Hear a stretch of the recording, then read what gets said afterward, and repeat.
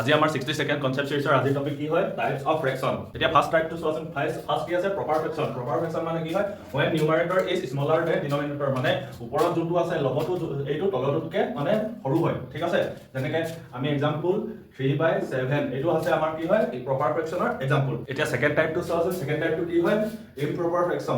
fraction কি হয় when numerator is greater than or equal to denominator মানে ওপৰত যোনটো আছে নিউমাৰেটৰটো এইটো ওপৰত থকাটো তলতকে ডাঙৰ হ'ব বা সমান হলেও কি হয় ইম্প্ৰপাৰ ফ্ৰেকশন ধৰি লোৱা 5/5 আছে এইটো হলেও আমাৰ এইটোটা কি হয় আমাৰ ইম্প্ৰপাৰ ফ্ৰেকশনৰ एग्जांपल হয় এতিয়া টাইপ 3 টো চোৱাচোন টাইপ 3 টো কি হয় মিক্স ফ্ৰেকশন কি হয় এ হোল নাম্বাৰ উইথ এ ফ্ৰেকশন মানে আমাৰ এটা যদি হোল নাম্বাৰ আছে 4 উইথ এ ফ্ৰেকশন 1/3 এইটো চোৱাচোন এটা মিক্স ফ্ৰেকশনৰ উদাহৰণ হয় না এতিয়া টাইপ 4 টো চোৱাচোন টাইপ 4 টো কি হয় লাইক এন্ড আনলাইক ফ্ৰেকশন হয় না লাইক ফ্ৰেকশন কি হয় ফ্ৰেকশন উইথ এ সেম ডিনোমিনেটৰ আৰু লাইক ফ্ৰেকশন মানে সেম ডিনোমিনেটৰ হয় না তলৰটো সেম থাকিব যেনেকৈ 1/2, 3/2,